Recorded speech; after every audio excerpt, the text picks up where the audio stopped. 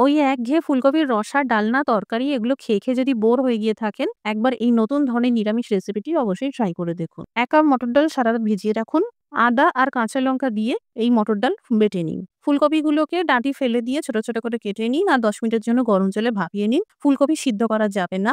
Great করে নিন অথবা মিক্সিতে বেটে নিন। এবার এই বেটে নেওয়া ফুলকপিতে দিয়ে দিন ১/২ চামচ করে হলুদ গুঁড়ো, ঝাল লঙ্কার গুঁড়ো, ১ চামচ গোটা জিরে, ৩ চামচ কোরানো নারকেল, কুচানো ধনেপাতা আর স্বাদ মতন লবণ। সেই সাথে এই মটর ডালের পেস্টটা দিয়ে দিন।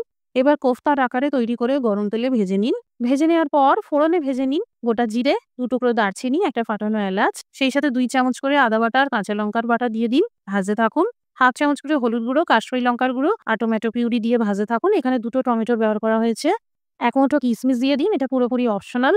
এবার ২ চামচ কাজু পোস্তর বাটা দিয়ে দিন আর ভাজতে থাকুন। ১ চামচ করে ধনের গুঁড়ো, জিরের গুঁড়ো আর স্বাদ মতো লবণ দিয়ে ভালো করে কষিয়ে নিন। ১ গ্লাস গরম জল দিয়ে ২ মিনিটের জন্য ঝোল ফুটিয়ে নিন। কোফতার বলগুলো দিয়ে দিন। সেই সাথে ১/২ চামচ গরম মসলার গুঁড়ো, ১ চামচ চিনি, ১ চামচ ঘি দিয়ে ভালো করে মিশিয়ে নিন। উপরে কুচানো ধনেপাতা ছড়িয়ে দিন।